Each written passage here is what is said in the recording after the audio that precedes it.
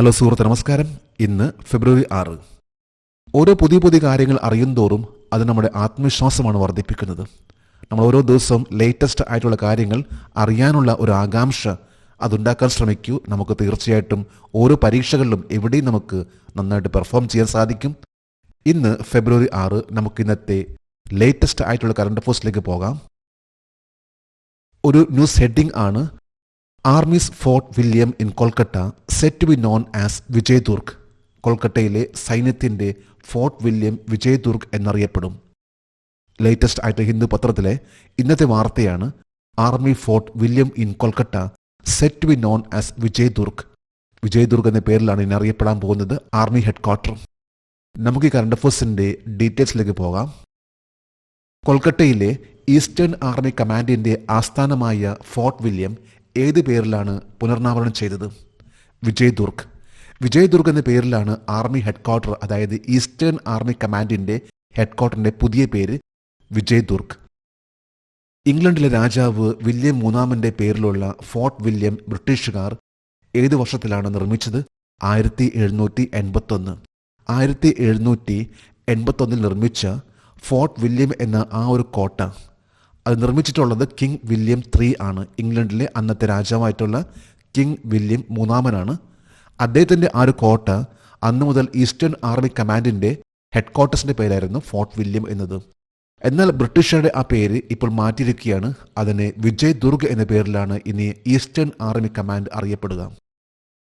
മുമ്പ് eastern army കമാൻഡിൻ്റെ saint George gate എന്നറിയപ്പെട്ടിരുന്ന സൗത്ത് ഗേറ്റ് ഏത് പേരിലാണ് പുനർനാമകരണം ചെയ്തത്?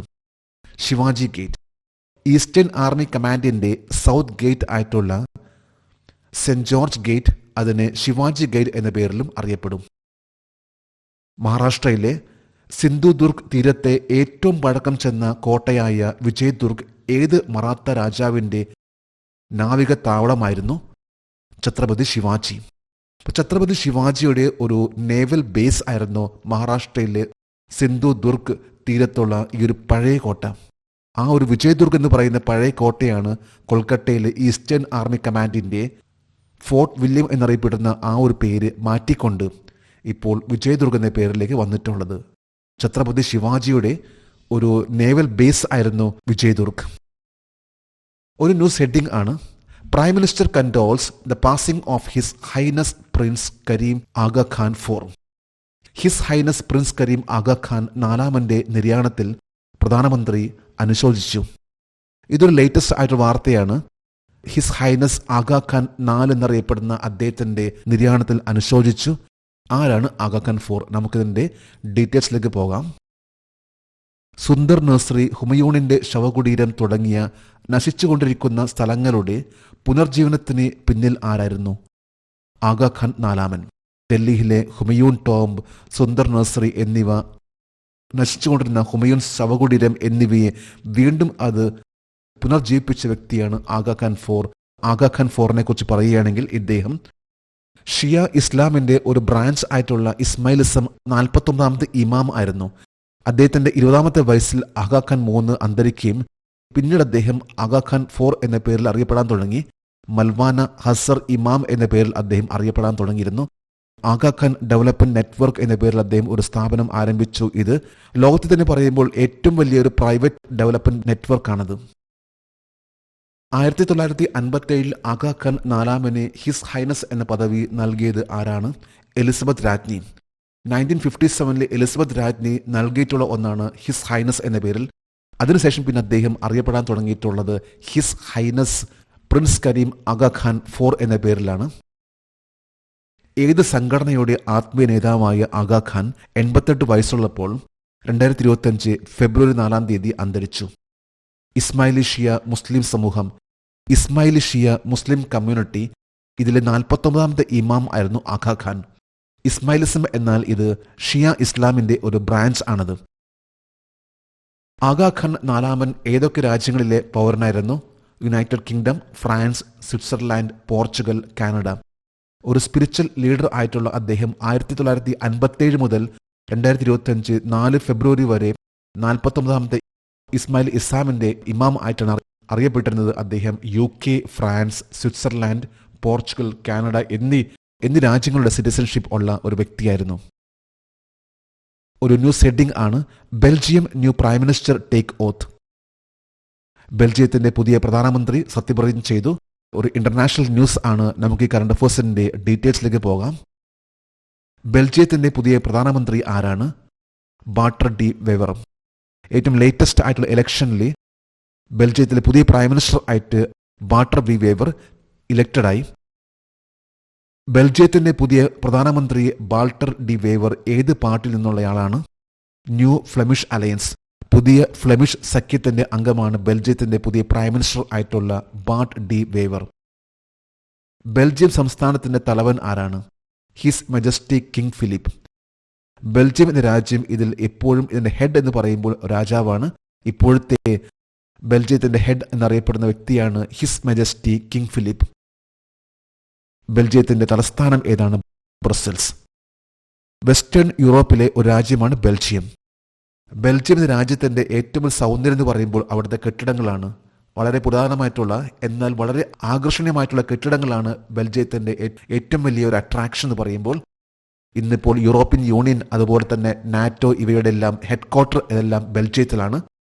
ഏതാണ്ട് 55% ജനങ്ങൾ അവിടെ സംസാരിക്കുന്നത് ഇംഗ്ലീഷ് ആണ്. എന്ന് പറയുമ്പോൾ 112 രാജ്യങ്ങളിൽ തന്നെ പറഞ്ഞാൽ അതിൽ ഏറ്റവും ടോപ്പ് ലെവലിൽ 6ാമത്തെ സ്ഥാനത്താണ് ഇംഗ്ലീഷ് ഭാഷ ബെൽജിയത്തിൽ.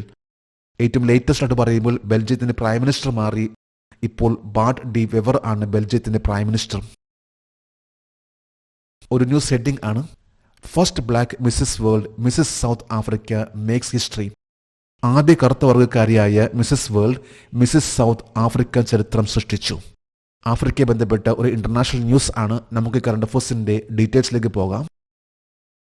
മിസ്സസ് വേൾഡ് 2025 കിരീടം നേടിയ ആദ്യത്തെ കറുത്ത വർഗ്ഗക്കാരിയായ ആഫ്രിക്കയിൽ നിന്ന് ആരാണ് ചരിത്രം സൃഷ്ടിച്ചത്?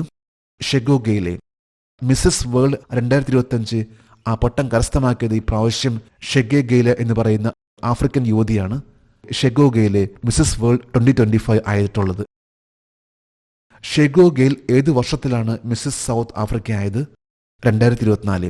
കഴിഞ്ഞ വർഷം ഷെഗോ ഗെയിൽ മിസ്സസ് സൗത്ത് ആഫ്രിക്ക ആയിരുന്നു. എന്നാൽ ലേറ്റസ്റ്റ് ആയിട്ട് പറയുമ്പോൾ ഇപ്പോൾ മിസ്സസ് വേൾഡ് ആയിട്ടും ഷെഗോ ഗെയിൽ വന്നു. ഇത് ആദ്യമായിട്ടാണ് ഫസ്റ്റ് ബ്ലാക്ക് വുമൻ ഈ ഒരു സ്ഥാനത്തേക്ക് എത്തുന്നത്.